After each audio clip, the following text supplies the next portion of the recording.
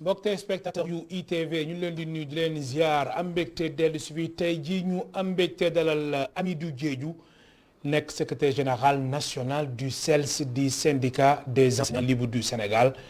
Hamidou Diédhiou samedi bi di ñëw lañ ko tànn ko mu jiite CELS fi nga xamante ne moo di Sénégal ginnaaw ba fa Souleymane Diallo defee ñaar fukki at ak benn. alors lan mooy xaar équipe bu bees bi naka noonu défi yi ak perspective bu CELS ak tamit ñàng mi nga xamante ni rentrée bi balaa yàgg incha allah ci weeru octobre ñu fas yéene ko ubbi fii ci Sénégal lan tamit moom moo tamit yéen mbokk téléspectateurs yi rawatina enseignants yi ak parents d'élèves yi ngeen di xaar ci bile syndicat ak tamit seen diggante ak gouvernement bi ci kanam tuuti mën ngeen participer ci émission bi. soo leen wootee si 88 628 32 32 88 628 32 32 Hamidou Diédhiou ginnaaw ban la ndokkale ñu lay dalal jàmm ci plateau Kennu Askan Wi fii si ITV. jërëjëf El Hadj Malick. ñoo ngi yëkkati kàddu. waaye bu njëkk. oui ñoo ngi njëkk sant yàlla. sant yàlla sant suñuy waajur. waaye sant it militante ak militant wu CELS yi. oui. ndaxte ginnaaw yàlla ñoom ñoo nangu dogal. ne ginnaaw Souleymane Diallo. ginnaaw lu mu jot a def ci système éducatif. ñoom jàpp nañ ni war naa mën a téye syndicat bi yóbbu ko ñoom fuñ ko fage ak fuñ ko bëggee. loolu nag nit bu la defalee loolu dafa mel ni sas na la sas bu rëy a rëy a rëy parce que ci mbooloo lañ la tane. ci mbooloo. oui. boo ñëwee bureau national CELS koo fa fekk ku ne boo ko joxoon tey mu yóbbu la ko fi nga ko bëggee. mais yow dana la plébiscité. waaw man yàlla def na bi ma ñëwee. oui. nekk candidat. ñëpp ne yow la. mu gën a metti ci man gën a diis ci man. gënoon na ma neex sax ma amoon challenger. oui. waaye su ma ñëwee ba ñëpp ne yow la dafay gën a diis ci man moo tax damay di sant. mais leen di wax ni dëgg naa seeni message parce que loolu c'est un message très fort qu'il nous lance. Ça signifie que à travers cette élection dañoo bëgg ma taxawal jàngalekat yi taxawal jàngalekat ak fu mu munta toll ci Sénégal ak syndicat bu mu munta bokk ci Sénégal. oui. waaye dañoo bëgg it. ma taxawal école sénégalaise parce que loolu. mooy la raison d'être d'un syndicat d'un enseignant et d'un élève. l'école sénégalaise. loolu yëpp dañ ko détaillé si bile émission Hamidou Diédhiou ma fàttali yow yaay secrétaire général national bu CELS depuis samedi muy bërki dem alors Hamidou Diédhiou si sa jaar-jaar macha allah ne ko nga Bignona naka noonu tamit fi nga xamante ne moom moo di SEA ex ENEA di école supérieure d'économie appliquée. alors Hamidou Diédhiou si ñi nga xamante ni dañuy seetaan ñu di Hamidou Diédhiou moom mooy secrétaire général bu bees secrétaire général national bu CELS syndicat des enseignants du Sénégal kan mooy Hamidou Diédhiou. waaw wax ci sa bopp nag léeg-léeg du yomb. oui. waaye comme laaj nga ma ko rek. faw mu wax ci tuuti. ñun de yàlla def na ñu bokk ci lu ñu tuddee première génération des volontaires. bi juin 2015 nguuru Sénégal jëlee arrêté 5555 jàpp ni. oui. dañuy créer un nouveau corps dans l'enseignement ñu tuddee ko le corps des volontaires. ñun la yàlla dogaloon ñu nekk candidat yu njëkk. boobu Alaaji Malick boobu fàttali ko. dafa coïncider nag année invalide du 1994 mu amoon candidat yu bëri parce que c'était beaucoup d'étudiants qui étaient désespérés. tout le monde faisait la ruée vers cette nouvelle offre. On a organisé un concours dans les départements. Nous avons eu la chance avec l'appui de Dieu d'être reçus à ce concours. Naturellement à Bignona où nous avons fait. Bonne année la woon c'était en 95 exactement. 1995. On a fait 3 mois de formation pratique durant les vacances. Oui. Et puis après en novembre, le 13 novembre précisément, on a reçu notre ordre de service qui nous a affectés dans un village. Oui. Qui est dans le département de Bignona, l'arrondissement de Signac qu'on appelle Kaken. Je rends hommage au passage aux populations de Kaken. oui. parce que seetaan nañu ma boobu tey. dañ maa boole seen i njaboot. yàlla def ma def fa 5 ans juróomi at. jógee fa ñëw inspection départementale bu Bignona. nekk fa d'abord bureau ressources humaines ensuite nekkaat bureau examen et concours. ba noonu syndicat bi ñu ma yor ko foofu Bignona parce que bu ñu nekkee volontaire aussi dañu dem ba commencé suñu amical. créer suñu amical volontaire. parce que dañu jàpp ni dañu war a jóg suñu carrière parce que ba ñu créé volontariat El Hadj Malick. boobu kenn xamutoon li ci biir maanaam il y avait aucun plan de carrière. du nguur gi du ñun ñii. on s'est organisé comme l'œuvre de toute personne ñu organisé wu créé amical ñu ciy xeex ñu ciy weccoo xalaat. ba noonu ci biir xalaat noonu la ñu poussé ba état yóbbu ñu ci benn réflexion en 1998 dans l'idée de voir quelle devra être la suite à donner à ce corps là noonu la xalaat yi demee ba méngoo ci création corps maître contractuel. ñu créé ko avec un décret qui est sorti en septembre 98. Le décret a institué la création du corps de maître contractuel ñu nit ñu nekkoon foofu ci xeex bi donc syndicat bi dem diggante bi ba juddu en 2000 le syndicat là avec un congrès constitutif en août 2000. Le récépissé est sorti le 21 mai 2001 précisément. oui bu SELS. ñu nekk ci combat bi nekk ci waar bi ñu nekk moment boo xam ne ku mu saan yëkkati grève ñu ne la ton nom est écrit au crayon boobu Bignona. Je touche du bois. Nous étions sous le feu des armes. C'était le plein de la guerre casamançaise. C'était les mines, c'était les armes. Boobu ñun El Hadj Malick on faisait la campagne de sensibilisation de nos militants à travers des vélos. On faisait le tour du département de Bignona. C'est vélo ngeen doon yéeg. ay vélo doon yéegee et chaque fois qu'on faisait la grève on se séparait en zone mu am ay groupes cibles kenn ku nekk am fi nga jëm. Pour aller parler aux enseignants membres du CELS leur sensibiliser sur le fait que il faut kenn ku nekk jóg pour ñu mun a changer sunu devenir noonu ci jàppandal yàlla ak ñaanu sunuy waajur ak ñaanu sénégalais yi yàlla def ba syndicat bi taxaw ba mu taxawee nag bu ñu demee ba 2009 yàlla def man it ñu syndicat bi wóoluma jëlee ma Bignona 2009 boobu nag laa bàyyi syndicat bi. voilà CELS Bignona justement foofu sax dama fay taxaw ni mooy at bi nga xamante ni mooy 2009 nga jugee Bignona Amidou Diédhiou foofu membre CELS yi dañu amoon njàqare. waaw ndax suñu waxoon CELS rek sa image mooy ñëw. Amidou Diédhiou c'était un peu jugee quand même indi woon na njàqare si ñoom. andi woon na njàqare loolu moo ko tey tëddee. andi woon na njàqare te ba may dem. su ma toppoon nit ñi rek du ma dem. man maa toog ne bëgg naa bàyyi. parce que mënumaa nekk Dakar. di jiite ñu nekk Bignona. te mu leer ma ni Bignona boobu mel ni ñu nekk am na kenn ku ko mën a yor. très bien xëy na nu gën ni ma ko yoree. nit ñi nag xam nga aussi boo miinee tàmmee yenn yi doo gaaw bàyyi mais au fil du temps bi kooku ki ma wutu noonu ñëwee je lui rends hommage un vibrant hommage d'ailleurs. Yankoba Badji bi yàlla defee mu ñëw section ba. mais tey section bi yóbbu na ko foo xam ne man kawee na sama njort. mu mel ni kon amoon naa dëgg ci waa Bignona bi ma leen ne dénk naa leen Yankoba jàppale leen ko. tey yóbbu na syndicat bi Bignona fi nga xamante ne car macha allah noonu laa jógee Bignona ñëw bureau national. nekk fa donc di taxawal liggéeyal syndicat. El Hadj Malick 2000 ba tey jii may wax ak yow nii ñun CELS la ñuy wéyee. moom la ñuy liggéeyal. CELS la gëm. waaw maanaam amul leneen des enseignants libres dëgg nañ ci lu ne. gis nañ ci lu ne. mais ñun ñu gëm te ñu jëlee ko ci suñu éducation de base. mooy boo jàppee benn mbir. nga gëm ko da cay nekk. mais dégg ngeen si lu nekk. la nga lu ne wax foofu. mu yëfu àdduna mu yëfu nit xel ma nangu. muy moo tax merewuñ ci kenn. di nga dem ba jël décision instance. nga jàpp ni lii moo gën ci jàngalekat yi.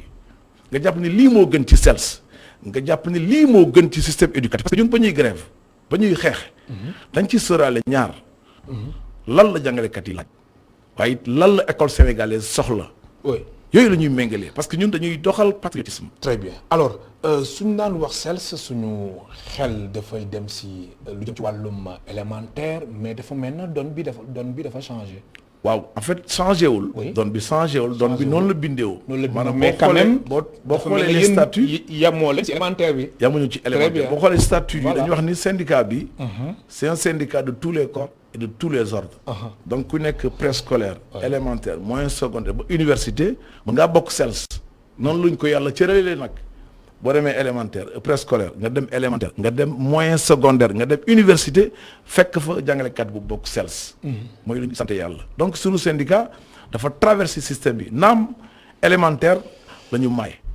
boobu quand même il faut dire que car macha allah école boo dugg ci Sénégal dëkk boo dugg ci Sénégal fekk nga fa ay militants au CELS. très bien alors ma fàttali suñu mbokk téléspectateurs yi ñu ngi dalal Hamidou Diédhiou secrétaire général national du CELS syndicat des enseignants libres du Sénégal mu ngeen participer ci émission bi soo wootee ci 88 628 32 32 88 628 32 32 alors Hamidou Diédhiou ki nga xamante ni moom nga wutu muy Souleymane Diallo bay na waaram ñaar fukki at ak benn ci CELS am na ci sax ay li nga xamante ne yaa réalisation yu mu ci def am na ci yoo xamante ni yow da nga ñëw pour wëyal ko alors nun ngay def ngir consolider ak yi nga xamante ni moo ngi fekk.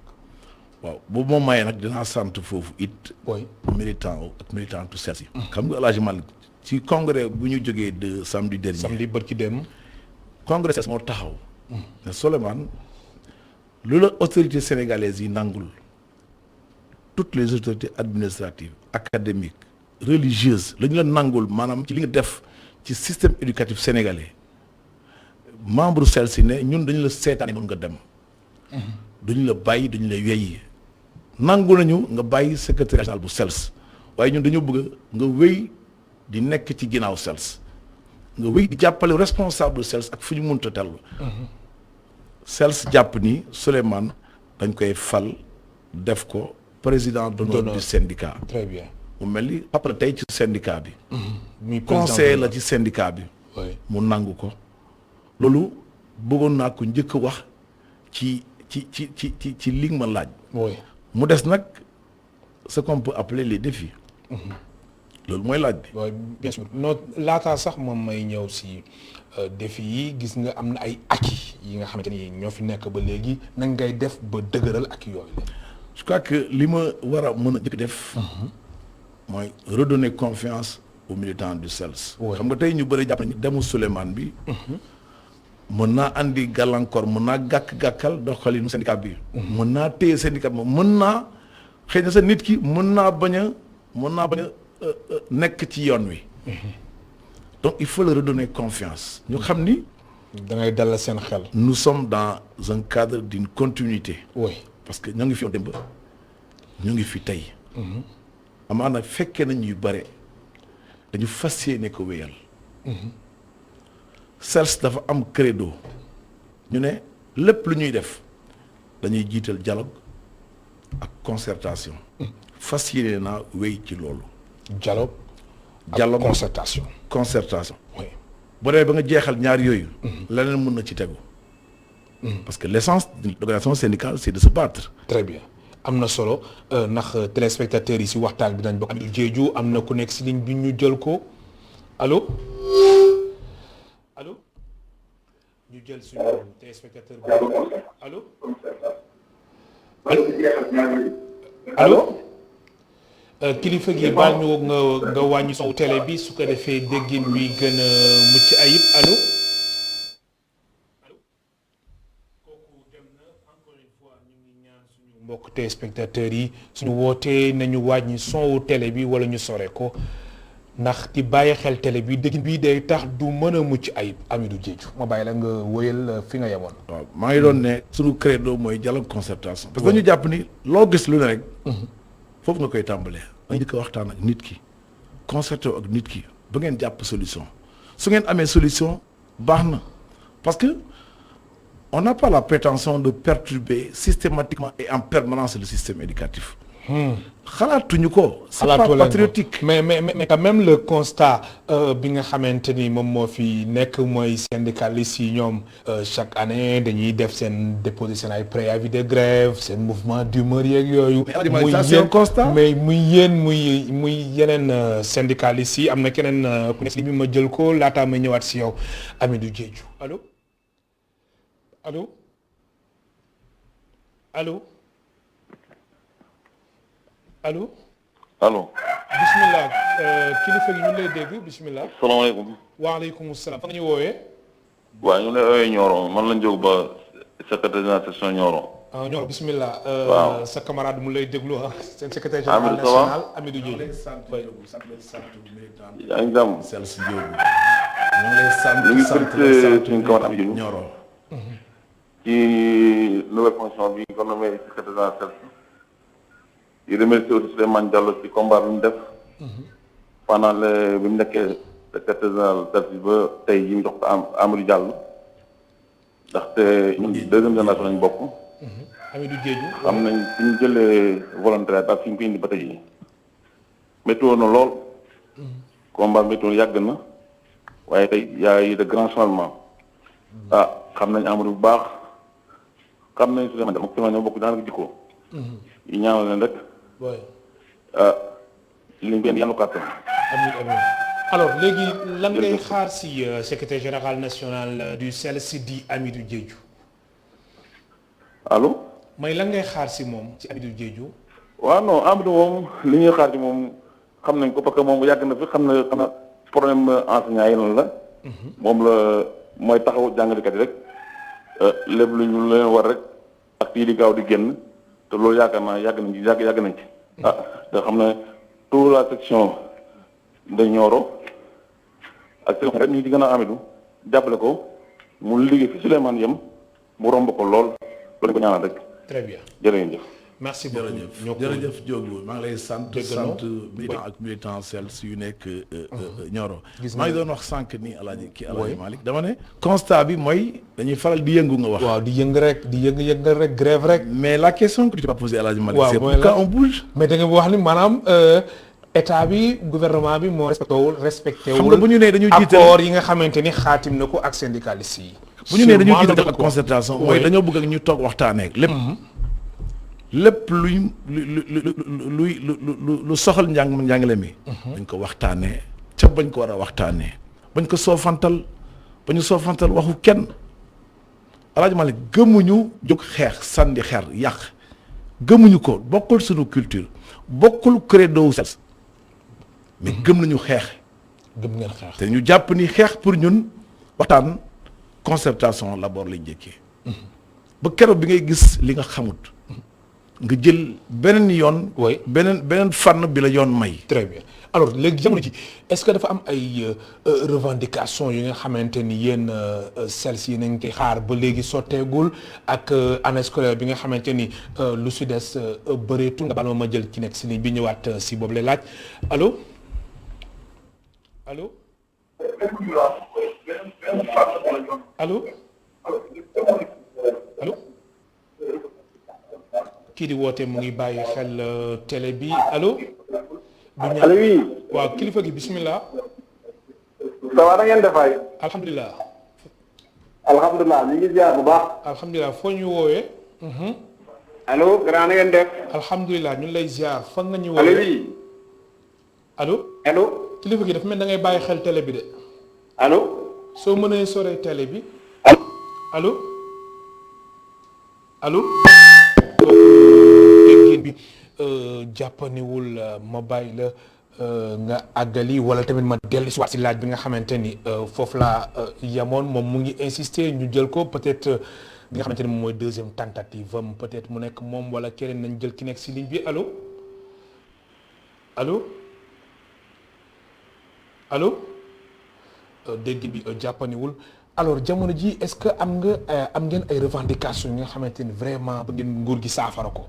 waaw bëri na. bëri na mënuma ko fi jeexal ci lim. ah bon bëri na mais bëri na mais lan moo si gën a fës. mais lu ñu jàpp ni. moom ci moom la ñu war a njëkkee. oui. xam nga El Hadj Malick. soo bëggee mbir sotti muy sa kër muy feneen da ngay jiital waxtaan. ñu nag ay syndicalistes lañu. suñu rôle mooy revendiquer loo xam ne du ñun lu ñu xalaat mais li jàngalekat yi jàpp ni loolu mooy seen soxla mais balaa ngay waxtaan day fekk nga am ki ngay waxtaan El Hadj Malick 2019. oui. ba tey jii nii may wax yow gouvernement Sénégal toogul ak jàngalekat yi benn mois sax dama jàpp ni toogul ak CELS wala toogul ak jàngalekat. ak le G7. le G7. mooy juróom-ñaari syndicat juróom-ñaari ñoo gën a représentatif. dama jàpp ni d'ailleurs foofu am na loo xam ne c'est dans la responsabilité du G7. ah bon mënuma comprendre. mais est-ce que du contexte bi moo tax wala. contexte bi le contexte n'a été qu'un prétexte. un prétexte la ci gouvernement bi. parce que xam nga 2019 diggante 2019 ak mars 2020. oui il y a eu déjà un temps. muy benn deuxième chose. durant la période de crise il y a eu des moments de baisse où les gens avaient repris ou presque les activités. kon boobu état bi waroon na profité woo leen si table de négociation ngeen waxtaan moo tax ma ne syndicats yi ñoo leen bàyyi ci loolu man du ma ñëw ne nañ toog waxtaan tey suba gannaaw suba nga continuer di koy bañ ma lay seetaan ci loolu kon jàpp naa ni tey la première priorité. oui il faut que l'État accepte toog ak jàngalekat yi. jàngalekat yi nag seen kaddu jox nañ ko ñii di bokk CELS A ak benn syndicat ba mu mot 7 syndicats yi mu la limal sànq. très bien kon waxtaan dafa war a am. il faut que le dialogue social soit le fil du dialogue social soit renoué. avant gëm ni avant rentrée scolaire bi. loolu nag ci intérêt état la bokk. mais pourtant d'habitude état bi doon waxtaan ak syndicalistes yi laataa sax. ay woote école du ubbi ay rencontres sectorielles non xam nga rencontre lël bu ñuy am souvent Saly ñu tuddee ko séminaire de pré-rentrée. loolu permettrul ñu waxtaan ci lépp. loolu souvent c'est sur la base de thèmes en fait du loolu la ñuy xaar ci ñoom. du nu foofu la ñu mën a waxtaanee ñun lu ñu tuddee suñu préoccupation parce que bëri waaye koo xam ne te loolu boo ko xoolee ça y va de l'intérêt du système éducatif ñun dañu jàpp ni ça doit être une priorité du gouvernement il faut que dans les meilleurs délais dans le hic et le nouk les gens se mettent sur la table de négociation. parce que am na loo xam ne mu ngi fi ba tey saafara gu ñu ko. il faut que loolu sotti ba pare. muy lan. Alaaji Malick nga ne demal jàngale yow demal nga liggéey bii liggéey yow defal lee lépp ci état au Sénégal les gens font la même chose pour ne pas avoir les mêmes rémunérations le système de rémunération au Sénégal nous pensons qu'il est inéquitable il faut que le revoir et le gouvernement l'a reconnu. inéquitable. ñu nangu ni.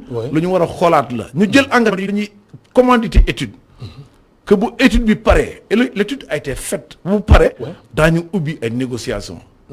étude bi pare na xëy na dafa bokk ci lu ñu naj comme on a l'habitude de nous dire. on constate que c'est un problème. mais justement si beneen fànn nañ taxaw tuuti ci wàllum recrutement 5000 enseignants yi boobu ngeen seen position lan la si ndax mbir mi mu ngi wéyee nii. waaw maanaam suñu position officiellement notre organisation n'a pas de position sur la question. Parce que j'allais dire que ça a coïncidé avec une période de préparation du congrès. Oui. mais li xel mën a nangu mooy soo nekkee ci processus baax na ñi ngi ko sekkal nga waxtaanee ko ak ñoom. ñun par principe dañu ne bu état ne damay recruter 5000 jàngalekat mooy nangu na li syndicat yi doon wax. ni système bi am na déficit jàngalekat. jàngalekat dafa manqué kon il faut ñu jël jàngalekat ñu mun leen yóbbu ci école yi.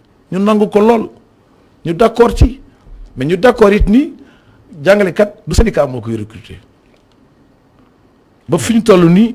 du collectivité moo koy recruter c'est l'état. kon bu état yi dafay recruter dañ ciy ànd encourager ko ci. mais dañ ci dolli ne booy recruter da ngay fexe ba li ngay recruter mu nekk une qualité. da ngay fexe ba li ngay recruter mbir mi dafa war a jaar yoon. dafa war a jaar yoon loolu loolu nag mooy le Sénégal que le président nous a chanté. le Sénégal de tous. c'est que loolu. doo ci demee par parlo. waxuma dañ ci demee par parlo dama ne doo ci demee par parlo.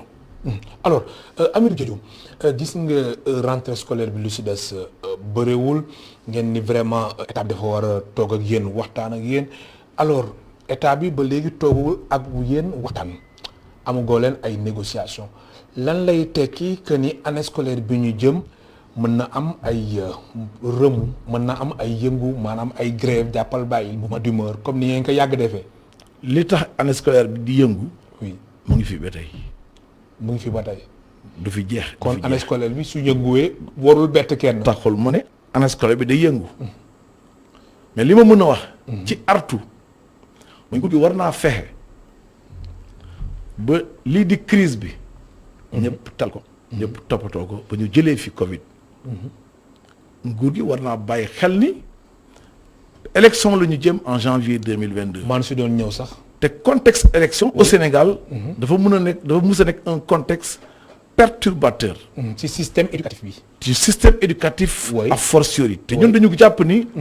loolu warta mën a am benn impact bu négatif ci système éducatif. loolu nag pour ñu toll ci. mais le problème aussi mooy yéen même sax enseignants yi da ngeen di sóobu si politique bi. ça c'est un droit consacré. waaw mais loolu da ngeen di sóobu da ngeen di bàyyi sax classe yi ngeen dem di campagne électorale mais loolu moo tax loolu même déclaration boobu yéen am ngeen si responsabilité Hamidou Diédhiou. xam nga dama ne du problème. oui état bu defee dara da koy mën a encadrer c'est ça aussi la responsabilité d'un état. oui quand tu dis que l'enseignant a droit à da ngay xool jàngalekat boobu lan lay def ak lan la participation boobu mën a andi comme gàllankoor et tu travailles à encadrer ces dispositions encadrer nag c'est dans la réflexion stratégique et ça relève de l'état jàngalekat ba nekk classe xam lan lay xool lan la ma yoon may na ma nekk candidat may na ma nekk électeur éligible may na ma dem campagne mu dugg ci campagne. ba tey jii ñuy wax ak yow nii kenn terewu ko su dee ça continue à poser problème dans les écoles que les gens travaillent à encadrer cette loi là mais dama ne puisque ñun dañuy sóoraale élection. oui puisque ñun dañuy sóoraale pandémie dañu jàpp ni ñoom ñee dañoo war a fexe ba école bi dal. ñun de loolu mooy suñu bébét ci loolu la ñuy dox. très bien dinañ ci dox lu yàgg. oui dinañ ñu def suñu kenn kattan. pour que l'année soit à jamais l'année scolaire soit plus qu'apaisée. très bien ça y va de l'intérêt de tout le monde. alors Hamidou Diédhiou ci li nga xamante ni moom moo di su weesoo revendication yi nga xamante ni yéen a ngi koy xaar si gouvernement bi mu saafara ko yow nga nekk secrétaire général national bu bees bu CELS syndicat des enseignants libres du Sénégal ginnaaw bu fa Souleymane Diallo defee ñaar fukki at ak benn léegi mu nekk président d'honneur bi ce défi la. Le premier défi déjà waxoon naa ko fi sànq. c'est travailler à ce que le dialogue social puisse se renouer entre les syndicats et le gouvernement du Sénégal. Pour man loolu c'est un défi majeur parce que gis nga ci biir défi boobu. la lépp mën a am. ba ñu toogee daañu xool ci accords yi ba ñu toogee daañu saafaral ba amaana accords yi dinañ ko féetalee boor ba ñu toogee question yu bees yu tegee ci table bi. de plus en plus da ngay dëgg Sénégalais yi ne est-ce que li ñuy jàngal suñu doom yi ci classe yi est-ce que jotul ñu xoolaat ko il faut aller dans le fond de ce que nous enseignons dans les classes les contenus d'enseignement. loolu nag c'est une question suffisamment sérieuse mais pour nga am jotam day fekk leneen li nga sóobu woon nga saafara ko. beneen bi nag tey nga dugg système fonctionnel état au Sénégal ñu ne. Il y a des fonctionnaires, des agents fonctionnaires. Oui. Et des agents, c'est quand tu vois. Oui, am na ku nekk si li ñu jël ko allo. allo. allo oui. soxna si bismillah. ñu ngi lay dégg. allo. allo ñu ngi lay dégg soxna si. allo. soxna si ñu ngi lay dégg. yaa ngi lay dégg waaw man. oui fa nga ñu woowee.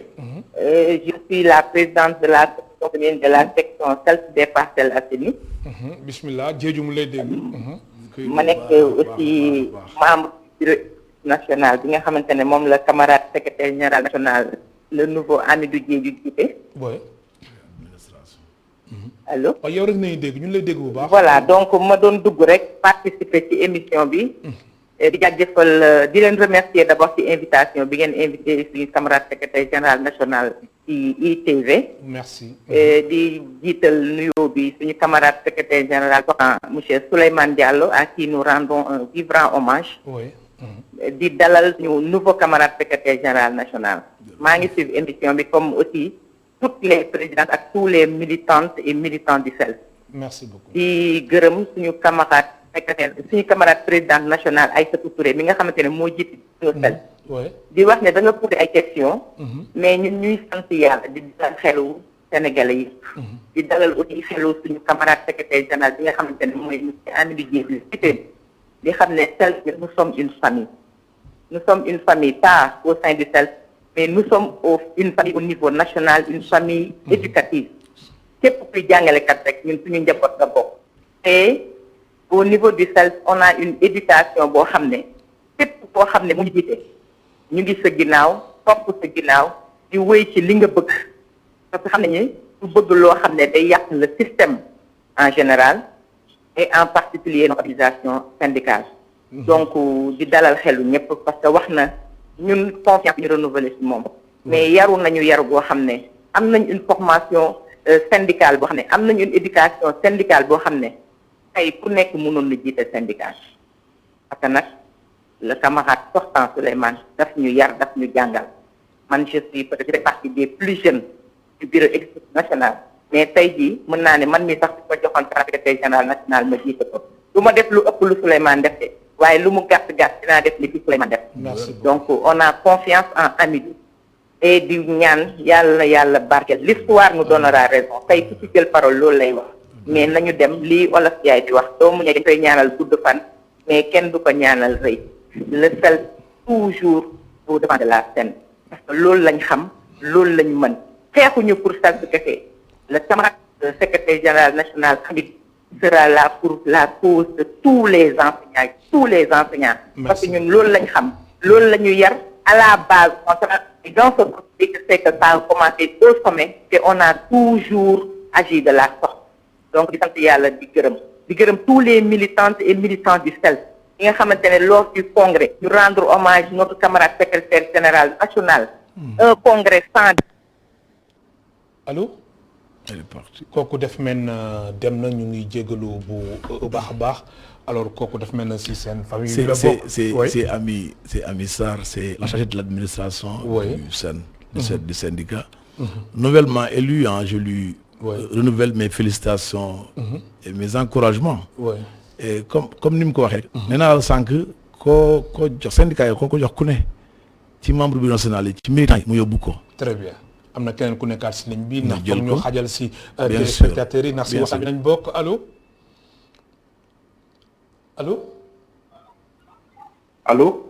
bismillah kilifa gi allo oui bismillah ñu ngi lay déglu waaw sëriñ bi na nga def alhamdulillah c'est Iba Der Thioban secrétaire général de la section de Kaolack bismillah ñu ngi lay dalal jàmm maa ngi nuyu le camarade secrétaire général national Hamidou Diédhiou bismillah mu lay dégg di la nuyu yow miy def émission bi jërëjëf man lay fay di rafetlu émission bi di la wax rek di nuyu di commencer ci nuyu suñu camarade secrétaire général national sortant Souleymane Diallo di ko rendre un vibrant hommage di ko ñaanal ci lépp lu mu def ci enseignants yi ci Sénégal en général mais en particulier ci responsable celle-ci di la wax rek na ñun waa Kaolack ñun suñu xel dal na ci camarade secrétaire général national boobu toog di Hamidou Diédhiou di la wax ne ñu ngi koy apporter suñu soutien yëpp di ko fépp lépp loo xamante ne luy doxale jàngale bi kanam la ñun ñu ngi ci ginnaawam di la wax ne la am na question yi nga ko posé sax ñun mun nañ ci apporter réponse ndax man mi di wax yow je suis professeur je suis un secrétaire général de section et je suis de la génération 20 pour vous dire que le c'est un syndicat très démocratique j'ai fait juste 6 ans de service et je suis secrétaire général de section pour wax la seen su ku fi ñëw tey ak ku fi nekkoon démb ak bërki démb ñoo ci bokk yéen amul parti pris amul parloo amul dara donc c'est un syndicat très démocratique donc di la wax ne la suñu xel dal na ci fi ñu teg foofu noonu parce que lu mu yàgg a doxal la lu ñu gis ci moom la ku nekk ci wetu man yaakaar naa 21 ans kooku boo jëlee syndicat bi suñu xel mën na dal pour beaucoup de raisons donc loolu rek laa waxoon ne dinaa ko dugg participer ko si di wax ne toute la région de Kaolack est derrière le camarade secrétaire général national Hamidou Diédhiou donc loolu rek laa bëggoon andi maa ngi leen di remercier bu baax a baax di la gërëm bu baax di la sant ngay nuyu waa Kaolack ko tamit mu nekkoon si kenn si seen camarades yi Hamidou Diédhiou dañuy avancer tuuti rek ñu desee si ay simili bëriwul di tamit wax ni yaa ngi woon sànq ci wàllum fonctionnaire nga xamante ni ay fonctionnaire état bi la. waaw maa ngi doon wax sànq nii. mais balaa loolu ma sant ko gërëm ko. moom Iba Der Thiam boobu. di secrétaire général section SELS bu Kaolack. di koy sant di sant it militant ak militante SELS bu Kaolack yi di leen di gën a ñaaxaat di jàpp ci liggéey bi dara du yomb. jàpp ci liggéey bi. am na solo am na ku nekk si ligne bi ñu jël suñu téléspectateur bu mujj ndax lu ñu defee si ay simili bëriwul allo dafa mel ne dafay bàyyi xel télé bi allo kooku déggin bi jàppanewul allo bismillah allo waaw ñu lay dégg. oui. ñu lay dégg. ça va bien. alhamdulilah. bëggoon a dugg ci émission bi. yaa ngi en direct yor nañu déglu ko Diouf. d'accord man maa ngi tudd Diouf. maa ngi nekk membre bureau exécutif national. oui. de SELS.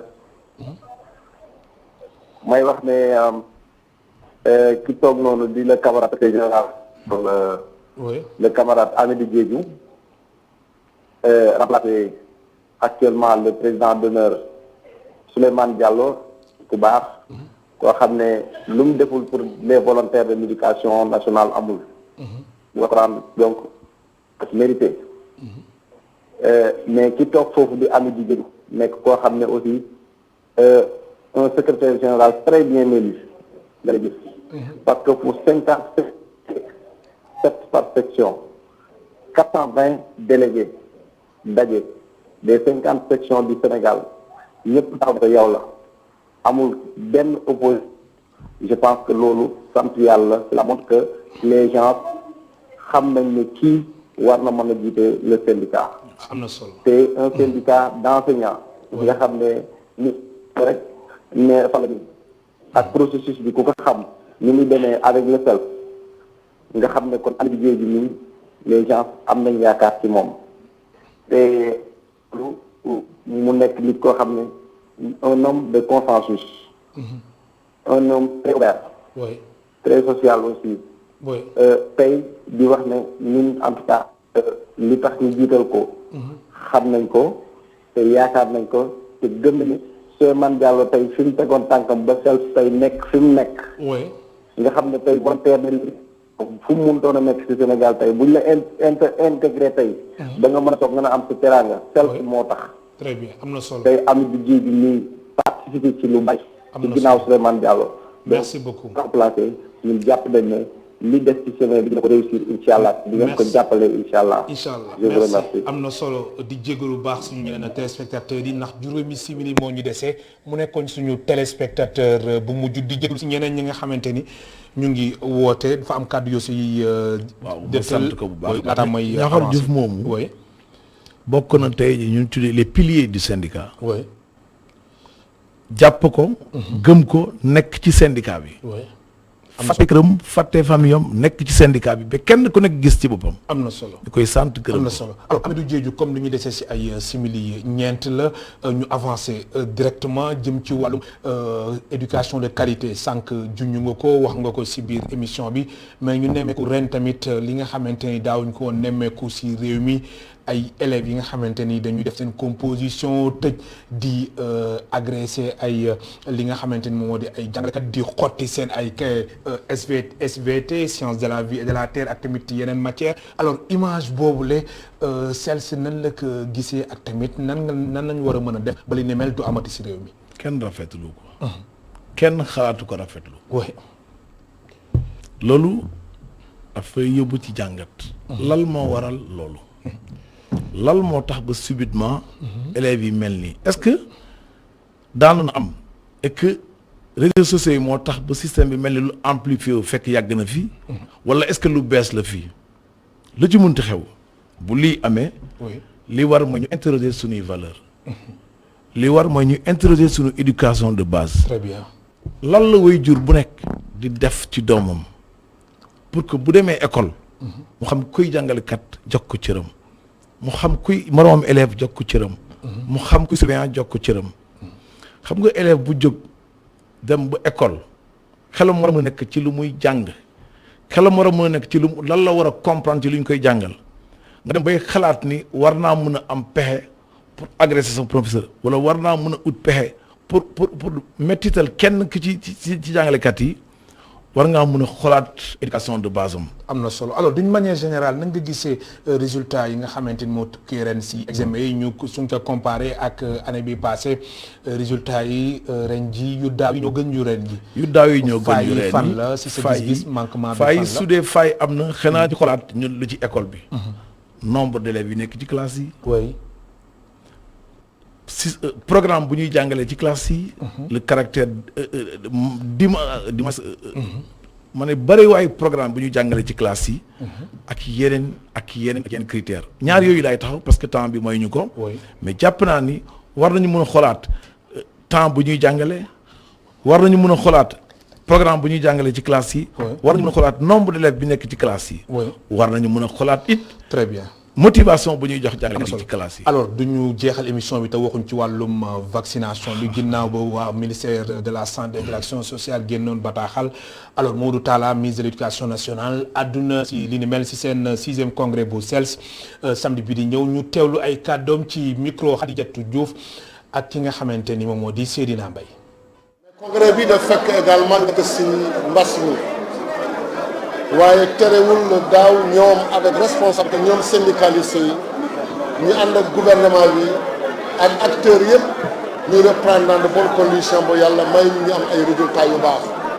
di wax rek li dem ci vaccination bi wax naa ci tuuti que fii ci Sénégal amagul di wax passe sanitaire waaye xam ngeen ne ak sañaa yi ñu ci bëri vacciné nañ ñu pare ministère de la santé am lu ci wax.